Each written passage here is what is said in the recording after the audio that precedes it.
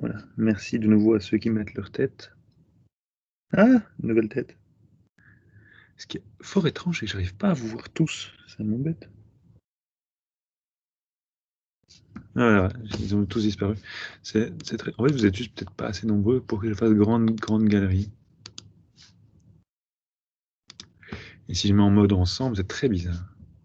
Là, vous êtes tous dans des canapés. C'est très laid. Hein. Moi, je vais mettre quand même le mode ensemble. Ouh, quelle sale tête. Je parle de moi, hein. Pas de vous. C'est reparti. Donc, en principe, jusqu'à présent, je ne vous ai rien appris. C'est du voilà, de la remise en équation de choses que vous savez faire de façon intuitive tout seul. Vous n'avez pas besoin d'un cours pour ça. Et donc voilà, on veut, en résumé, on veut une définition d'espérance conditionnelle qui va nous permettre de refaire tout le job qu'on a fait ici. Tout ça, on veut que ça se passe. Mais bon, ça c'est facile. Maintenant, on va faire un cas un peu moins simple qui devrait faire plaisir à Arthur. Exemple 2. Soit x, y, un vecteur aléatoire, toujours en fait, je fais ça comme si c'était une surprise, un vecteur aléatoire de loi jointe, donc un vecteur aléatoire de loi absolument continue par rapport à la mesure de Lebesgue de densité f de x, y sur R2. Et donc ça veut dire quoi? En pratique, ça veut dire que la probabilité que x, y appartiennent à B pour un borélien de R2, c'est l'intégrale double sur B de f de x, y, dx, dy. Pour tout B dans les boréliens de R2. Donc je ne rappellerai pas ça à l'avenir. Alors, comme dans le cas discret,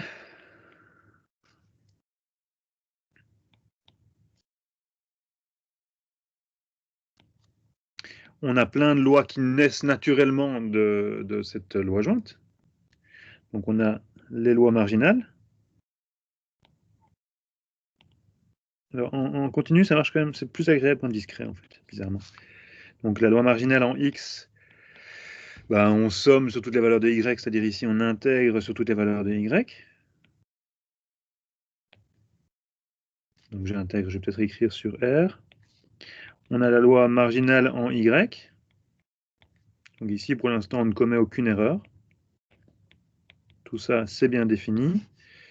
Des x, donc attention pour les gens qui oublient. Ici, on intègre par rapport à toutes les y, donc on projette sur y. Ici, on projette, ici, on projette plutôt dans le sens. Ici, on projette sur y. Ici, on projette sur x. Et disons à l'intuition, on a les lois conditionnelles. Je veux dire, comment est-ce qu'on peut définir une loi conditionnelle? Quelle serait la loi de y, sachant que x vaut petit x? Pour tout x dans R, tel que quoi? Tel que fx de x est non nul. On va définir la loi conditionnelle. Quelle est la densité de y, sachant que x est égal à petit x? La seule façon de le faire, j'espère que... En fait, j'ai pas vraiment de justification à part de dire que c'est évident qu'on a envie de faire ça comme ça. Mais je sais pas si ça l'est. Donc, à l'intuition, quoi. On dit, la probabilité conditionnelle, c'est P de A et B divisé par P de B. La densité conditionnelle étant donné un petit x, ça doit être la densité jointe divisée par la densité marginale. Il n'y a pas d'autre définition qui puisse faire sens. Mais là, il y a non, tous vos signaux d'alarme qui disent, mais qu'est-ce qui dit que c'est vrai? Qu'est-ce qui dit que ça marche? Rien. C'est juste à l'intuition, on sent bien que ça doit être ceci. Et l'autre, ce serait ceci. Fx sachant y est égal à y de x, ça devrait être ceci.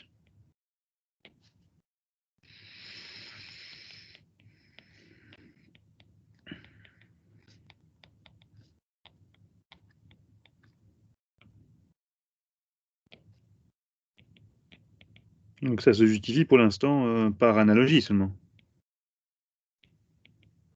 Et on verra dans quelques heures que ça se justifie aussi de façon mathématique. Ça vous va Vous voyez d'où vient ceci? En pratique, c'est ça que vous allez utiliser. Hein. Donc, ce sont ces lois conditionnelles-là que vous allez utiliser. On peut calculer... on peut calculer quoi? On peut calculer l'espérance de h de xy pour une fonction. Donc ici, maintenant, je suppose que ma fonction, elle est intégrable dans la densité par rapport à laquelle j'intègre, sinon ça n'a aucun sens. Donc l'espérance de h de xy, ce sera ceci.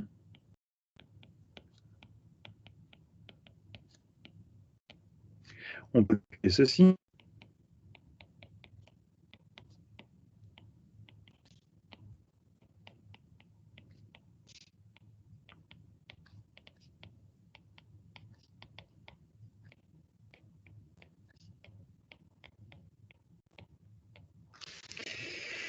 Mais pour chaque x, j'ai mis des y, donc je vais garder mes y. Pour tout y tel que f y de y est plus grand que 0, on peut définir l'espérance de h de x, sachant y est égal à y. Donc ça, maintenant, c'est quoi? C'est une fonction, attention, c'est une fonction de y. Quand je vais bouger y, ceci va changer. L'espérance, vous savez normalement tous, mais je répète, l'espérance, c'est un opérateur qui associe à un aléa un nombre, un réel. Point, c'est fixé, c'est fini. Ça ne bouge plus. Ici, maintenant, on a un nombre, mais on est en train de calculer dans une loi qui dépend de y. Donc ce y va varier et ça va faire varier ce nombre. Et ça varie comment? L'espérance de h de x dans la loi conditionnelle y, la seule façon correcte de le définir, c'est de dire que c'est ceci.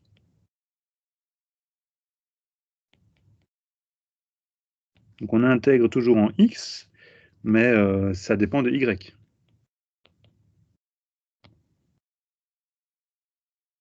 Vous voyez ça? Donc pour chaque y, on a une espérance conditionnelle. On peut définir en particulier, on a une espérance conditionnelle de x, qui est ceci. Je les écris tous parce que je sais d'expérience que vous allez, enfin pas tous, mais certains d'entre vous vont avoir du mal après dans les exercices à recomprendre comment ça marche. C'est hyper facile dans ce cadre-ci, mais après ça deviendra un peu bizarre dans les exercices, vous verrez. Donc la variance conditionnelle surtout, c'est un truc un peu bizarre. Donc ça va être quoi? Ça va être ceci.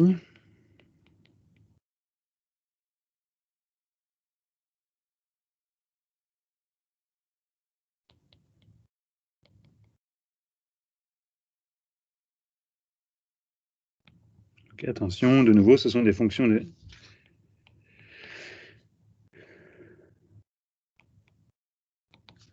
Ce sont des fonctions de y. Donc ceci nous donne ceci. J'ai pas le chat sous les yeux en fait. Il n'y a pas de question. Ceci nous donne des fonctions. Donc ce sont des fonctions maintenant qui font quoi? Qui envoient y sur l'espérance de h de x sachant y est égal à y. Donc on a j'ai écrit ici une espérance conditionnelle et une variance conditionnelle, mais on a aussi évidemment, pour ceux qui s'en souviennent, des fonctions caractéristiques conditionnelles, des fonctions génératrices des moments conditionnelles, enfin tout. Ce machin-là, ça donne ça. Donc ceci est une fonction de y que je vais, pour l'instant, je vais juste introduire une notation temporaire. Notation, je vais appeler ça h de y. Donc j'ai une fonction qui à chaque y associe h de y. Et donc, de nouveau, à l'intuition, parce que je ne vois pas d'autres termes, à l'intuition, une définition possible de l'espérance de h de x sachant y. Donc ici maintenant je relâche y, je ne regarde pas ce qui se passe quand y vaut y, je regarde une variable aléatoire qui est l'espérance de h de x sachant y étant lui-même aléatoire, et ce machin-là c'est quoi? C'est le machin qui envoie oméga, un oméga de mon oméga, sur l'espérance de h de x étant donné y de oméga, qui vaut quoi? Qui vaut h de y de oméga. Donc lorsque y de oméga vaut y, Mais attention, là on est quand même dans le flou, hein, parce qu'on est en train de travailler sur des événements de probabilité 0. Donc, il n'y a aucune probabilité que y soit égal à y, mais lorsque y est égal à y, parce que ça va quand même arriver, l'espérance de h de x sachant y de ce oméga, c'est simplement h de y, petit y. Ça va?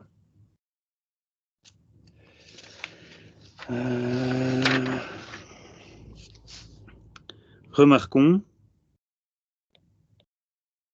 que l'espérance de h de x sachant y, donc ça maintenant c'est une variable aléatoire. Cette variable aléatoire, c'est une variable, elle a une loi conditionnelle quelque part, enfin non pas une loi conditionnelle, elle a une loi continue, et donc on peut calculer son espérance. Ceci c'est ça.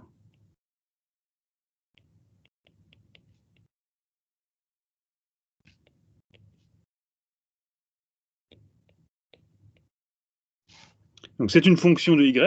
Donc je recommence. Ce machin-ci est une fonction mesurable de y. Donc l'espérance d'une fonction de y, c'est simplement l'intégrale des valeurs que prend cette fonction dans la densité de y. Et là maintenant je remplace par mes définitions. Donc j'ai l'intégrale de h de x fois la densité conditionnelle. Des x, je ferme mon accolade, fy de y dy. Oui, mais là, je me souviens de ma définition de ma densité conditionnelle. C'était quoi ce truc-là? C'était donc l'intégrale h de x, densité jointe divisée par densité marginale.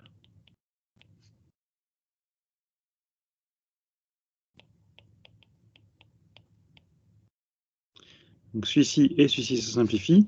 Pour autant que ma fonction h soit intégrable, je peux faire mon Fubini. Vous avez vu le théorème de Fubini, vous le connaissez, vous savez sous quelles conditions on peut échanger, enfin, switcher l'ordre des intégrales. Et donc ici, on va se retrouver avec quoi? On va se retrouver avec l'intégrale de h de x, de l'intégrale de f de x, y, dy, le tout dx. Ça va, vous suivez toujours? Ok. Et ça, c'est quoi? Ça, c'est très exactement la densité marginale de x. Et donc, en fait, ce qui est assez rigolo, et c'est ça qui fait qu'on sent qu'on est quand même dans le bon, c'est que, ok, on a fait ça un peu à l'arrache, mais il se passe exactement la même chose dans le cas. C'est exactement la même preuve dans le cas discret que dans le cas continu, sauf qu'on remplace les sommes par des intégrales et que sinon c'est le même jeu. On a la simplification, on a la suite des intégrales, on a la marginale qui apparaît, et donc on se retrouve avec. Pardon, j'ai pas écrit la conclusion.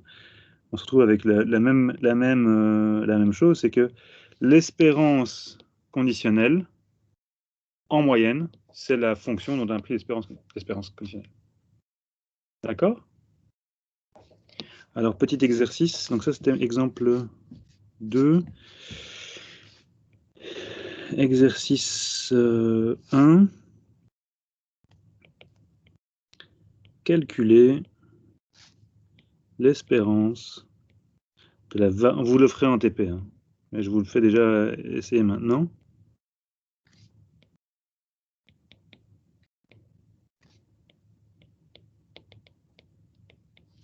Donc faites ça dans le cas continu et dans le cas discret.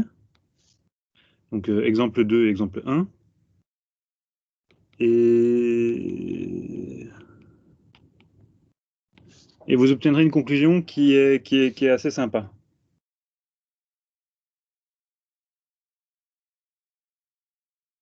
Intuitivement, qu'est-ce que vous voulez qu'il se passe? Donc, ce qui est merveilleux avec toute cette théorie, c'est qu'en fait, l'intuition rejoint les maths. En fait, c'est logique, mais quand même.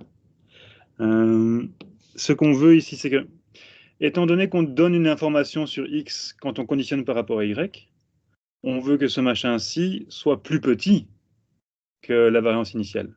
La variance initiale de x, la variance de x, c'est quelque chose qui varie. On vous donne une information sur x qui est y, et on veut que cette information fasse diminuer la variance. Et donc, c'est ce que vous allez voir apparaître dans votre calcul. Vous allez voir que l'espérance de la variance conditionnelle, c'est la variance moins quelque chose. Et ce quelque chose mesure à quel point l'information que vous donne y sur x est bonne. Si à partir de y, vous savez... Oups, pardon. Si à partir de y, vous savez tout sur x, là, il n'y a plus rien comme variance. Si par contre, à partir de y, vous ne savez rien sur x, vous aurez la variance initiale. Vous voyez ça? C'est une formule ici que les actuaires, vous connaissez normalement déjà et que vous utilisez déjà de manière récurrente dans tous vos cours. J'avoue que j'ai oublié son nom, mais elle porte un nom plutôt chic. C'est une bête formule. Alors, exemple 3. Donc, on peut faire discret-discret, on peut faire continu-continu. On va vouloir, enfin, en tout cas moi, on va vouloir aussi considérer, pardon. J'ai vraiment une écriture tellement moche que j'arrive pas à me relire. On va vouloir considérer des cas x, y, avec x continu, y discret.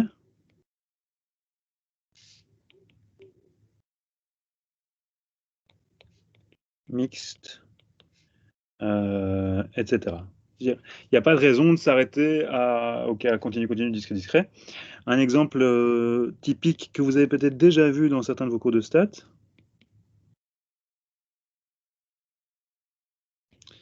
Et donc c'est un cours que je crois que c'est pas donné. Je crois que c'est tout simplement pas donné en Belgique. Ce qui est fort dommage. Enfin, si c'est donné, sinon c'est pas vrai. Il y a en tout cas un cours qui est donné à l'Université de Liège par Philippe Lambert, qui est sur la statistique bayésienne, mais je crois que vous n'avez pas de cours de statistique bayésienne à l'ULB. En tout cas, pas de statistique bayésienne mathématique. Des cours de statistique bayésienne, il y en a plein partout, mais mathématiques, il n'y en a pas vraiment. Mais à Liège, je crois qu'il y en a un quand même. Je crois qu'il est plutôt bien. Et donc, dans le bayésien hiérarchisé, on en reparlera plus tard du bayésien, parce que c'est une théorie que je trouve merveilleuse. On peut imaginer des situations assez rigolotes, où vous imaginez une expérience où x, votre variable d'intérêt, c'est x, et votre variable d'intérêt suit une loi qui est donc une loi binomiale. Donc, x va compter le nombre de trucs dans un truc. Je parle super bien. C'est une loi binomiale, mais vous ne savez pas combien de fois vous allez réaliser l'expérience, et vous ne savez pas la valeur du paramètre de succès de votre expérience.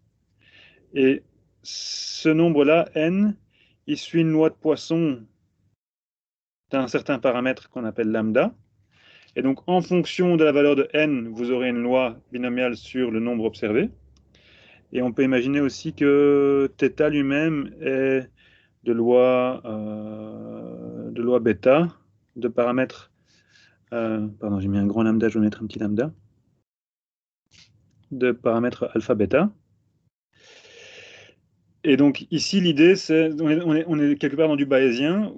Vous démarrez votre expérience en sachant que vous avez donc votre intuition d'expert, vous êtes Ivan Latham, machin, et vous savez que votre intuition d'expert vous dit que le nombre de morts aujourd'hui sera binomial d'un certain paramètre n et d'un certain paramètre θ. Et en fonction d'un certain autre aléa, vous savez que votre n, il est lui-même aléatoire d'un certain paramètre lambda, et votre paramètre θ, il est lui-même aléatoire d'un autre paramètre alpha et bêta. Et donc ce qu'on fait, c'est qu'on tire θ au hasard, on tire n au hasard, et on obtient x qui est lui-même, qui sera tiré au hasard suivant une loi aléatoire. Alors le bayésien hiérarchisé, il continue ce truc-là, c'est assez rigolo. C'est que vous pouvez aussi dire que lambda lui-même est aléatoire suivant une loi normale, de certains paramètres mu, sigma carré. Mu et sigma carré sont eux-mêmes aléatoires de certains paramètres, et puis vous remontez, quoi. C'est infini.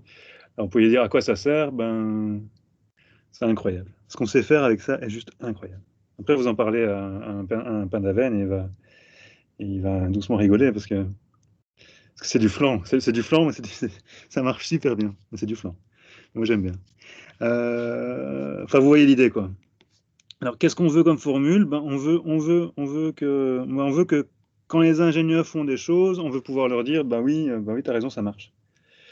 Et donc, l'ingénieur, il va dire quoi? Ben, il va dire que... Donc, j'ai donné un cours de ce truc-là à des informaticiens et c'était impressionnant. Ces gens ont une intuition de feu, quoi. Donc ici, l'informaticien regarde ce truc-là, il dit qu'est-ce que je veux? X il sera tiré au hasard suivant une loi n. Je veux que je puisse conditionner sur toutes les valeurs possibles de petit n. Et puis une fois que n est tiré, je veux tirer mon θ au hasard, et donc je veux intégrer sur toutes les valeurs de θ. Et puis après, je veux calculer ma probabilité.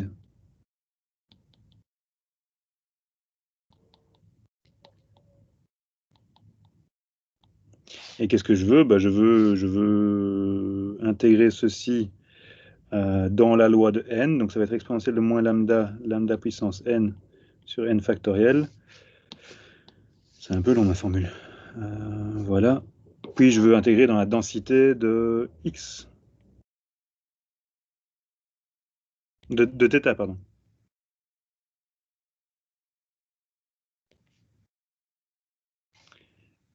Donc, je sais pas, est-ce que vous avez l'intuition pour cette formule-ci? Vous le voyez? Donc, on a une loi qui dépend de paramètres qui sont eux-mêmes aléatoires, et donc, loi des probas totales généralisée. On a envie de pouvoir conditionner par rapport à toutes les valeurs possibles pour n, donc on somme fois la proba, et puis on conditionne par rapport à toutes les valeurs possibles pour θ, donc on intègre fois la proba. Ça, c'est la densité bêta. Si vous ne voyez plus ce que c'est une loi bêta, allez voir sur Wikipédia. Et ça, c'est une densité Poisson.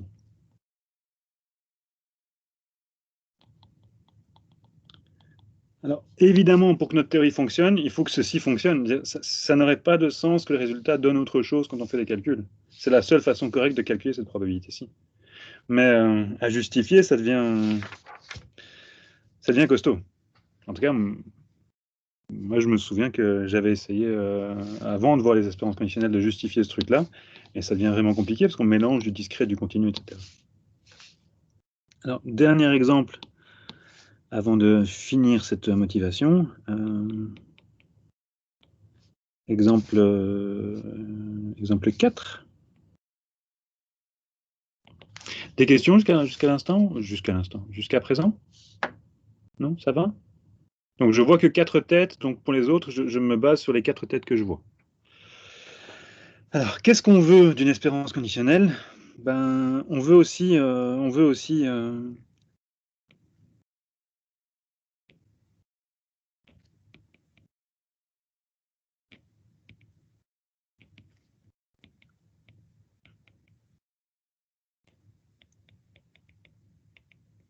je crois que c'est ma définition préférée, j'avoue. Donc, pardon, on peut définir l'espérance conditionnelle au cas par cas, entre guillemets, au talent. Bien sûr, ça va marcher. Ce qui est magique, c'est que toutes vos intuitions, pour autant qu'elles soient correctes, vont donner des trucs qui seront confirmés par la théorie.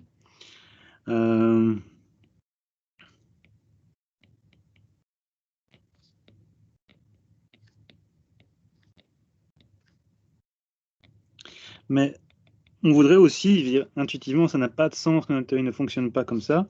On voudrait aussi que ça se confirme dans sa version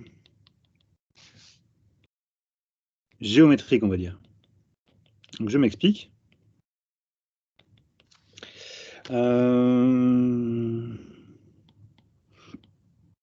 Ça veut dire quoi?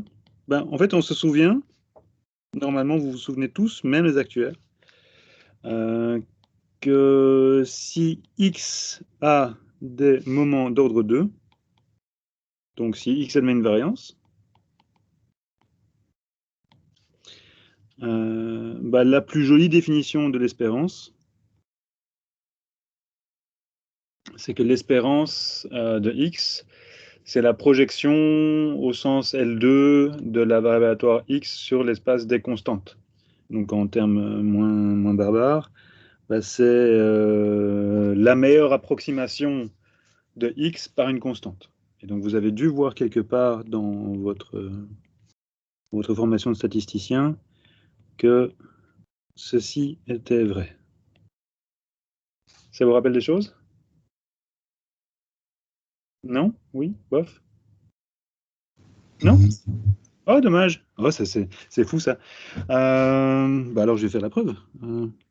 Moi, je trouve ça, c'est juste magique, en fait. Ce truc-là est magique. Vous n'avez pas fait en stat de M-estimateur, ce genre de choses? Si. Si, vous avez fait de la maximum de vraisemblance et tout ça.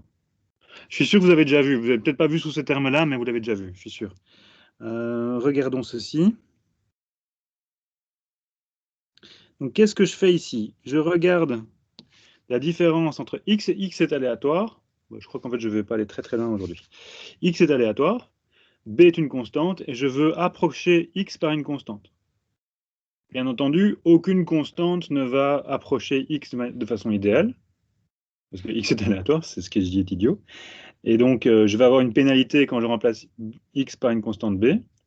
Et cette pénalité, comment je vais la mesurer? Je vais la mesurer en erreur quadratique. Vous avez vu des mean square error, c'est sûr que vous connaissez le terme. Donc, je regarde la mean square error du remplacement de x par une constante b. Donc, je regarde mean square error.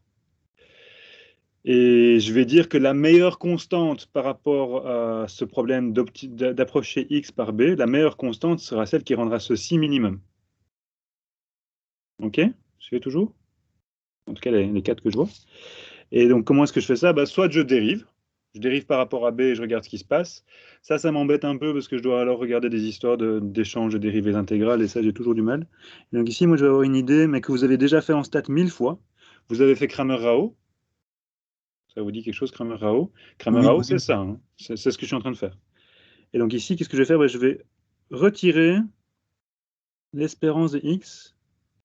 Comme vous savez tous, hein. En tout cas les matheux, vous savez que les maths, c'est grosso modo ajouter et retirer 0 de façon intelligente. La moitié des preuves, c'est ça. Donc ici, j'ajoute et je retire, enfin j'ajoute 0. J'ai retiré espérance et j'ai rajouté espérance. Et puis après c'est fini en fait. Ma preuve est finie. Il faut que j'ai eu cette idée-là. Donc je reformule. En fait, c'est Pythagore aussi ce que je suis en train de faire. C'est Pythagore. Et donc j'ai ce truc-ci. Donc ça, normalement, vous voyez d'où ça vient.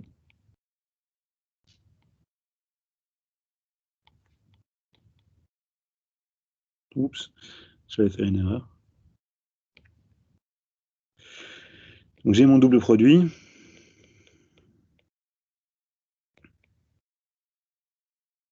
Donc là, j'ai mon double produit. Enfin, j'ai juste développé mon carré.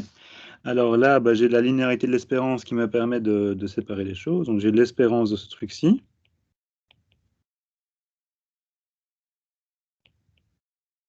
Que normalement vous reconnaissez. C'est la variance.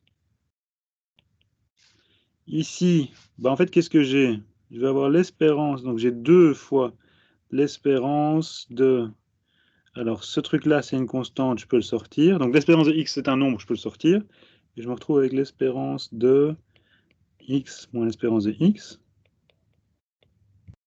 Donc pour peut-être faciliter la relecture, ça, c'est ça. Et ça, c'est ça. Donc ça, c'est une constante, ça sort de l'espérance. Et puis après, je me retrouve avec l'espérance de... ça, c'est une constante. Ce truc-là, c'est une constante, donc l'espérance est constante. Et là, j'ai quelque part, certains d'entre vous qui se souviennent de leur cours d'espace de Hilbert, etc., se souviennent que projection orthogonale, blabla. Ici, j'ai 0 ici. Donc, dans mon double produit, le terme du milieu, dans mon développement, le double produit, il s'annule parce que l'espérance de ce truc-là, c'est 0, parce que ça vaut 0.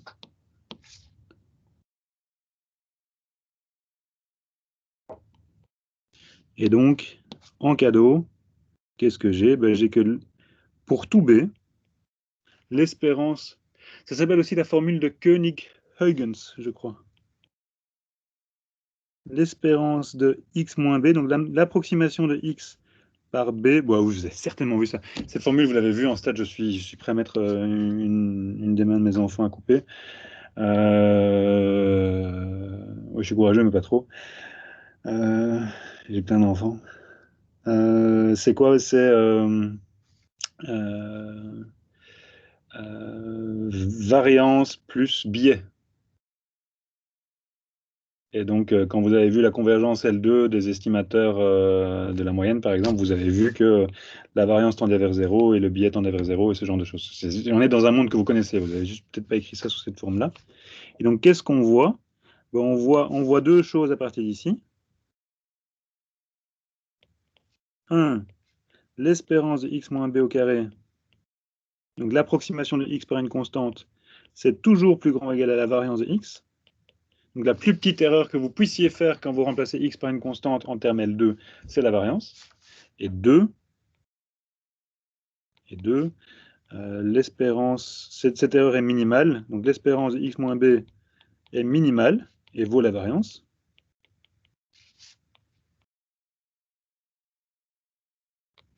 Si quoi? Bah, si le biais est nul. Donc si ce terme-ci s'annule, c'est-à-dire si b est égal à l'espérance de x. Et donc l'espérance de x est la meilleure approximation de x par une constante au sens L2. Ça vous rappelle les choses maintenant? Oui. Alors, petite question que je vous avoue que je me souviens. J'ai vu la preuve, j'ai déjà enseigné la preuve, mais je l'oublie à chaque fois.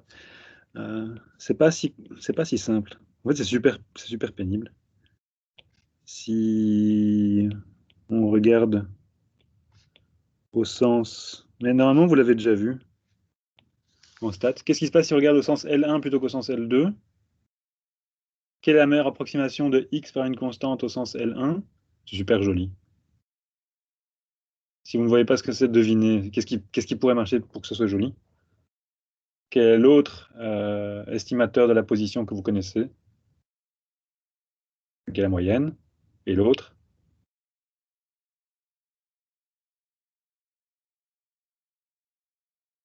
Ah ben, vous ferez l'exercice. Le maximum de ressemblance ou quelque chose comme ça? Ouais, mais là tu pars en vague. Je veux dire, précisément, donc, précisément, la meilleure approximation de x par une constante au sens L2, c'est l'espérance. Précisément, la meilleure approximation de x par une constante au sens L1. Quelqu'un qui m'a écrit, mais c'est pas vous. Peut-être la médiane? Oui, c'est la médiane. C'est le seul truc joli, c'est la médiane. Alors, c'est pas si simple à voir. Je ne me souviens plus de la preuve. Je ne pourrais pas vous la faire comme ça. De toute façon, ce n'est pas l'objectif de ce cours. Je vous encourage à le faire. En tout cas, allez, à l'arrache. Preuve à l'arrache. Mais donc, ce n'est pas une preuve. Hein. C'est tout à fait faux ce que je vais écrire. On regarde l'espérance de x moins b en valeur absolue. Si je dérive ce truc-ci par rapport à b, si je dérive ce truc-ci par rapport à b, bah, ce qui va se passer, c'est qu'il n'y a que les changements de signe qui vont compter. Et donc, vous allez compter le nombre de fois que c'est à gauche de la moyenne et le nombre de fois que c'est à droite de la moyenne. Et donc, ça va vous donner la médiane. Voilà. Mais ce n'est pas une preuve. Hein. Il faut l'écrire proprement et lentement. Et ça vaut la peine de l'essayer. Et sinon, Wikipédia doit avoir la preuve quelque part. Et donc, de manière générale, en stats, vous avez certainement vu la notion de M-estimateur, qui est de dire, bah, j'approxime, je prends une fonction de perte positive psi, moyenne, non, distance L1, distance L2 ou autre chose, et je regarde le B qui approxime au mieux, qui minimise la perte ici. Et donc, maxime de vraisemblance, vous regardez comme fonction la vraisemblance, et vous savez que dans un modèle gaussien, la maxime de vraisemblance, c'est aussi le modèle L2, parce que dans le gaussien, la loi gaussienne... Voilà. Là, on rentre dans le cours de stats, c'est plus mon objectif. Et donc, ça va, donc, cette petite parenthèse pour vous dire qu'il y a une interprétation géométrique de la moyenne en termes de... c'est la plus petite perte qu'on puisse faire en remplaçant x par une constante. Alors, avec cette interprétation géométrique, donc, en termes matheux, l'espérance de x est la projection orthogonale de la loi de x dans L2 sur l'espace des constantes. Ça va jouer un rôle. On va refaire ça en détail dans pas longtemps. Pas aujourd'hui, mais bientôt. Alors, on intuite quoi? On intuite que si on a une définition d'espérance conditionnelle qui fonctionne, l'espérance de champ y, qu'est-ce que ça devrait être? L'espérance de x à champ y, ça devrait être le minimum, ça devrait être la meilleure approximation de x par une fonction de y. Je ne sais pas si vous le voyez. Donc, l'espérance de x, c'est la meilleure approximation de x par une constante, c'est-à-dire on ne sait rien, et on essaie d'approximer x au mieux par quelque chose. Si maintenant je vous dis, bah, tiens, quelle sera la meilleure approximation de x quand tu connais y?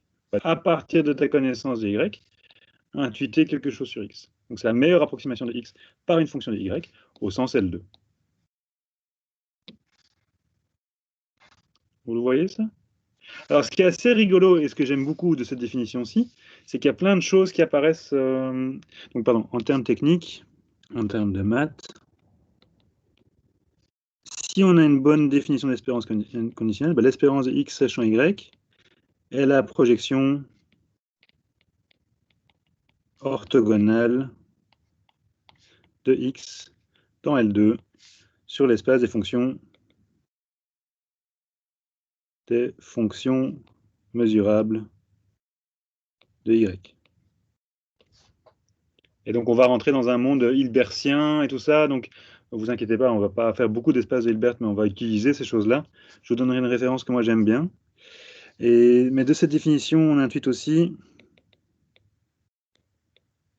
des choses absolument merveilleuses. Qu'est-ce que vous diriez si x est indépendant de y à l'intuition? Si l'information apportée par y ne vous renseigne absolument pas sur le comportement de x, que sera l'espérance de x sachant y? L'espérance de x? Parfait. Ça ne peut être que ça. Ça ne peut être que ça. Y n'importe quelle information, bah donc la meilleure approximation de x par au sens L2, ça va être l'espérance. Alors une autre, si x est une fonction de y,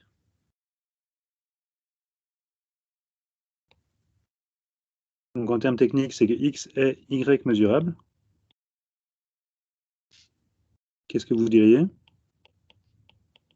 On devrait retrouver cette fonction-là, précisément. Exactement. Si x dépend de y, bah, la meilleure approximation de x par une fonction de y, c'est x. Vous voyez?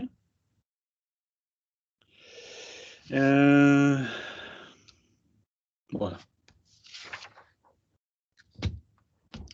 Donc l'objectif de ce chapitre, que j'ai quand même mis 1h20 à développer au lieu des 20 minutes que j'avais prévues. Donc sachez que pour le cours d'aujourd'hui, j'avais 40 pages de préparé, et je suis à la page 10. Je suis très très lent. Ça va être chaud, ça va être chaud. Donc l'objectif de ce chapitre, c'est de se créer une définition qui à la fois fait ces trucs-là, mais ça et ça, donc qui fait ces trucs-là parce que c'est ce qu'on veut, qui fait ces trucs-là ici, mais qui va aussi nous permettre de faire des trucs un peu plus évolués, où on a des variables qui seraient mixtes. Et donc on a une mixte par rapport à une mixte, on veut pouvoir faire du conditionnement propre. Et il y a des cas où ce ne sera pas facile d'intuiter, et donc on veut une définition propre pour ces cas-là. Et on veut aussi une définition quelque part géométrique qui nous récupère l'intuition, qui est qu'une espérance. Une espérance, ce n'est rien d'autre qu'une projection. Il y a pas mal de stats modernes où en fait, on repart de cette notion-ci et on change la fonction de perte. Et donc, au lieu d'avoir une espérance conditionnelle, on a un quantile conditionnel, on a des quartiles conditionnels, on a tout ce que vous voulez, on a des percentiles. Donc, vous changez la fonction de perte, vous regardez ce truc-là, et puis vous avez un autre concept. Alors, le but, c'est de faire ça proprement, et donc, pour faire ça proprement, il faut un peu s'ennuyer. Donc, on y va. J'ai bientôt arrêté, en fait.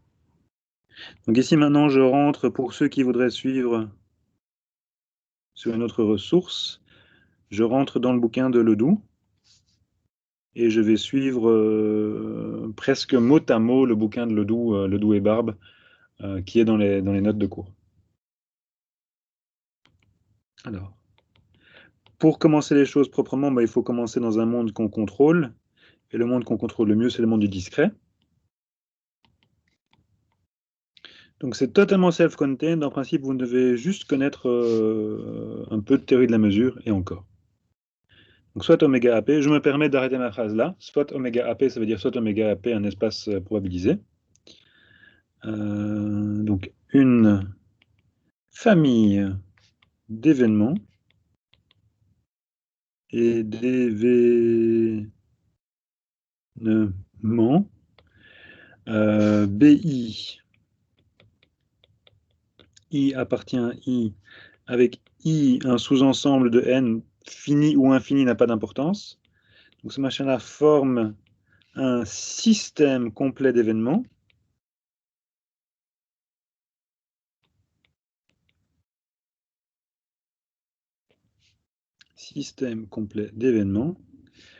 si quoi? Bah, si les BI sont disjoints,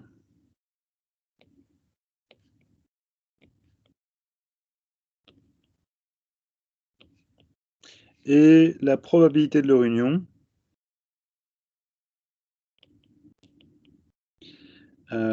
qui vaut donc qui vaut nécessairement la somme de leurs probas individuelles. Donc ceci, c'est pas la définition, c'est juste c'est la conséquence de la notion d'une proba. Donc comme ça vaut 1. Observons. Donc c'est pas exactement la même chose qu'une partition. Une partition, c'est donc Arthur, on rejoint ta question. Qu'est-ce qui se passe avec des ensembles de mesures nulles? Ben, on en prend compte dès le début. Donc une partition, on découpe le machin en parties et l'union de ces parties forme le tout.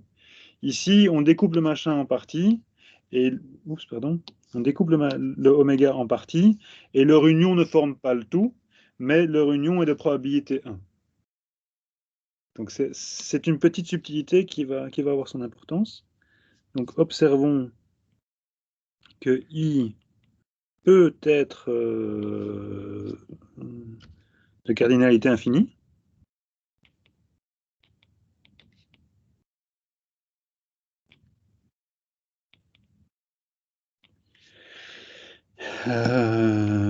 Aussi, et quitte à rajouter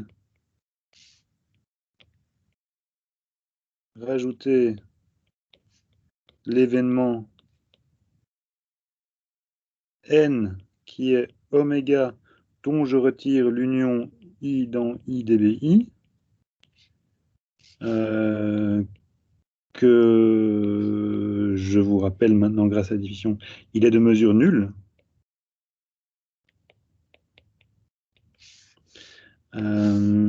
La famille BI, I appartient à I en union avec N, forme une partition de oméga. Je vais terminer le cours d'aujourd'hui par une proposition que je ne vais pas prouver parce qu'elle est elle est censée être trop simple. Vous l'essayerez et vous me direz si c'est vrai ou pas. Donc, proposition 1.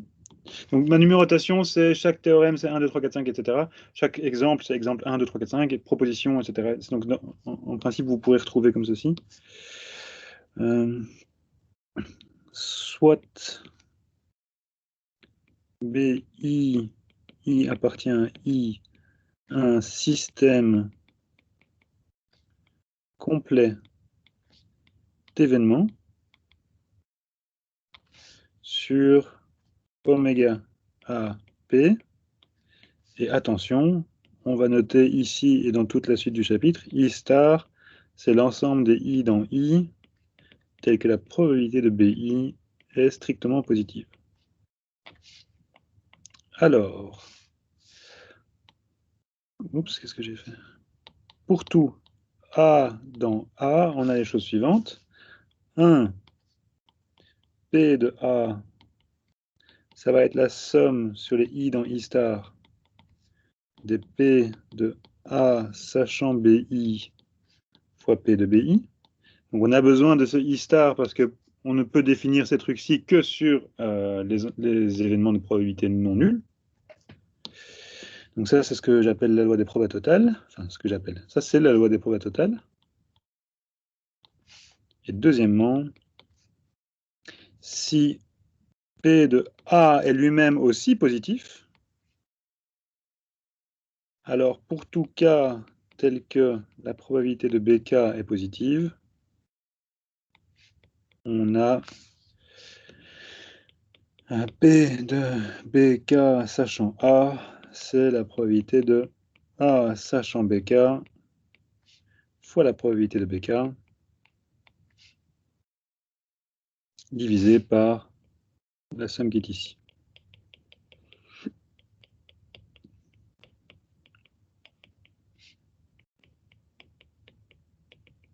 Et ça porte un nom, c'est la loi ou la règle de Bayes.